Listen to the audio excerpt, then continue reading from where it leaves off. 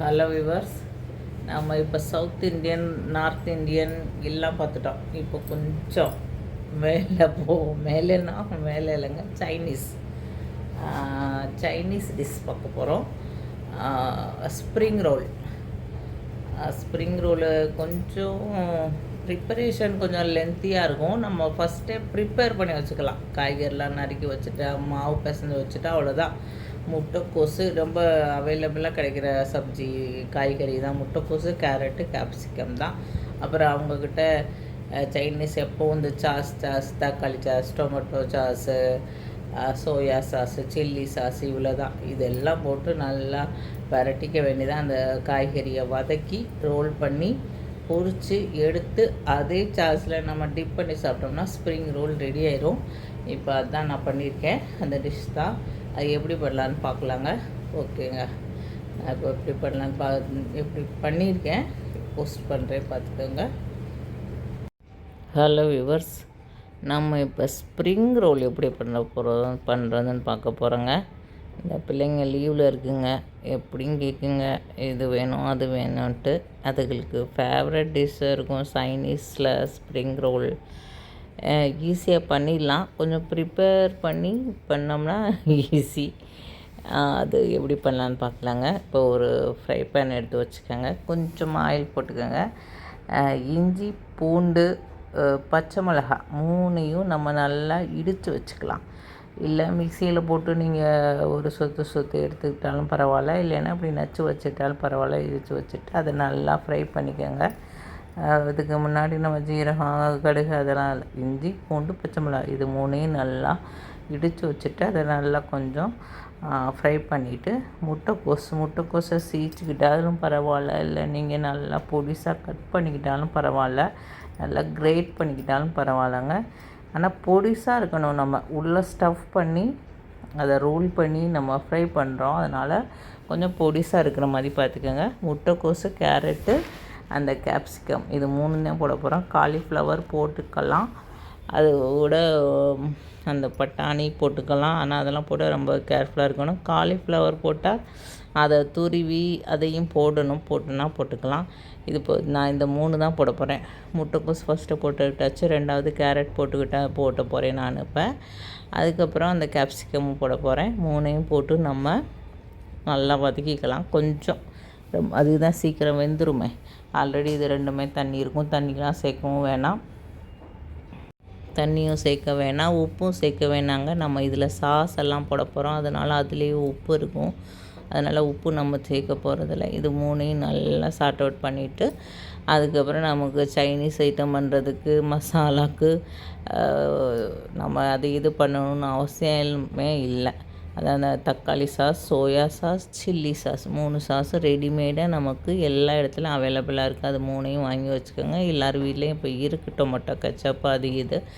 அது 3லையும் ஒரு ஸ்பூன் போட்டுக்கோங்க. டொமேட்டோ கெச்சப் மட்டும் கொஞ்சம் கூட போட்டுக்கோங்க. ஏன்னா கொஞ்சம் புளிப்பு உரப்பாக இருக்கிற மாதிரி பார்த்துக்கோங்க. அதனால் அது மட்டும் ஒரு 2 ஸ்பூன் போட்டுக்கோங்க. சில்லி சாஸ், சோயா சாஸ் மட்டும் ஒரு ஸ்பூன் போட்டுக்கோங்க. போட்டுட்டு அது இந்த மிக்சரோட அந்த சாஸையும் போட்டு நல்லா கிளறி விட்டுட்டு இறக்கிட்டிங்கன்னா இந்த ஸ்டஃபிங் ரெடி ஆயிடும்.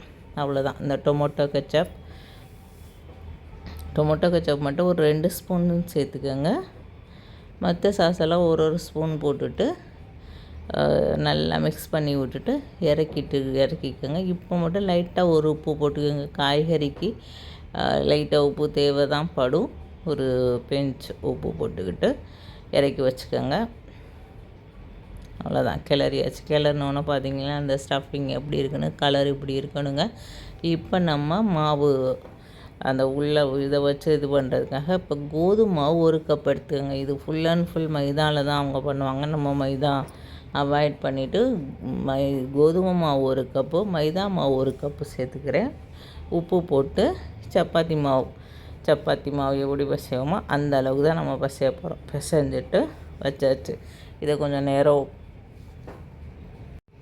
இது கொஞ்சம் நேரம் வைக்கணும் அப்படின்லாம் இல்லைங்க, வச்சாச்சு அவ்வளோதான்.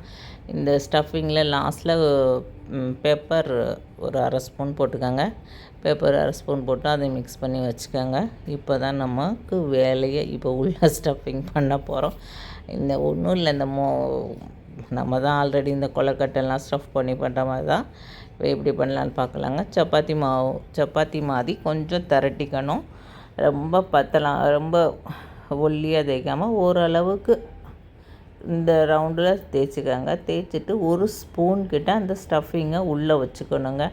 அது கூட இன்னொரு வேலை பார்க்கணும். கொஞ்சம் கோதுமை மாவு, கார்ன்ஃப்ளவர் மாவு இல்லைனாலும் ஒன்றும் பிரச்சனை இல்லை. ஒரு கோதுமை மாவு மட்டும் 1 ஸ்பூன் எடுத்துகிட்டு கொஞ்சம் தண்ணி ஊற்றி அதை ஒரு மிக்சர் இந்த இதை வச்சு நம்ம ஒரு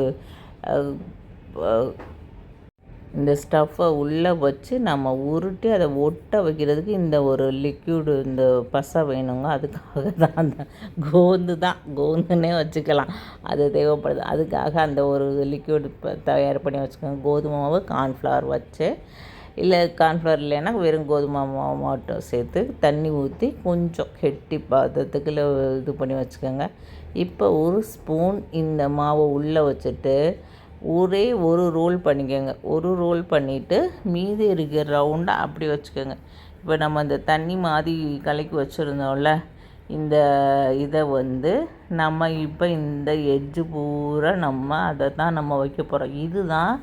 இது ரெண்டையும் நல்லா ஒட்டிக்கும், பிரியாது நம்ம எண்ணெயில் போட்டு பொரிக்கிறப்ப. இதுதான் இதை ரெண்டையும் நம்ம ஒட்ட வைக்க போகிறோம். அதனால் அந்த எட்ஜில் அதை பண்ணிவிட்டு, எட்ஜில் அதை பண்ணுறதுக்கு முன்னாடி இந்த 2 எட்ஜையும் நம்ம உள்ளே கூடி மடிச்சுக்கணும். ஏன்னா இந்த வழியாக பிரியாத அளவுக்கு இது 2ஐயும் மடிச்சுட்டு அப்படியே ரோல் பண்ணிட வேண்டியதாங்க. ரோல் பண்ணிவிட்டு அங்கே அந்த மாவு ஏற்கனவே அங்கே அப்ளை பண்ணி வச்சுருக்கோம்.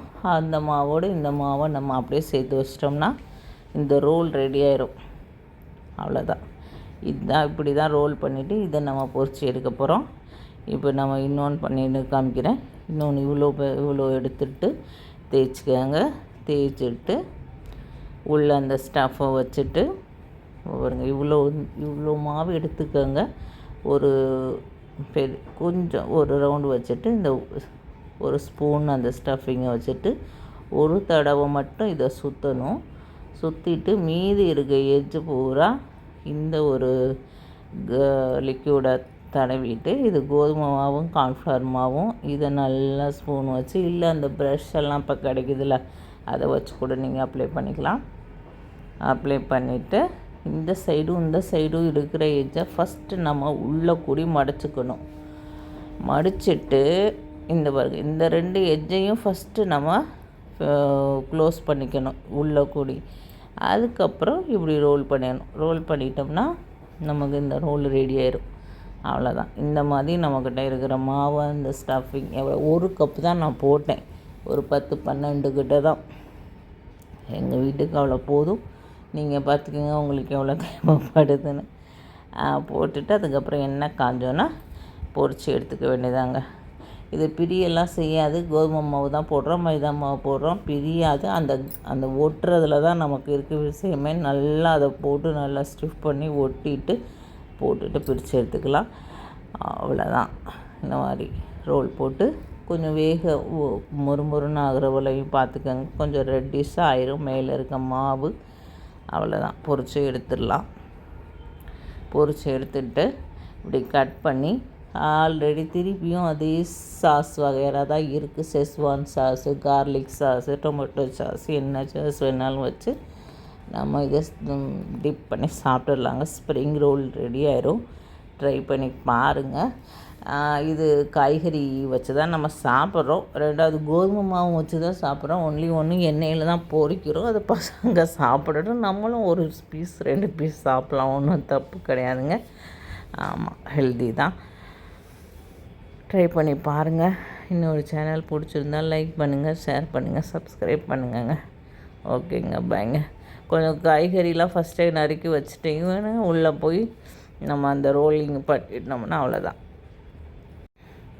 சமைச்சு இந்த மாதிரி ப்ரெசன்டேஷன் பண்ணி கொடுத்தா தான் இந்த எங்கள் பொண்ணுக்கு ரொம்ப பிடிக்கும். அதனால் கட் பண்ணி இப்படி ரோல் பண்ணி இப்படி வச்சு அப்படி கொடுத்தேன் பாருங்கள். பிரியாதுங்க, பயப்படாமல் பண்ணுங்கள். இந்த மாதிரி அந்த ஒரு கோதுமை மாவை கலக்கி அதில் அந்த எட்ஜெல்லாம் வச்சு ஒட்டிடுங்க.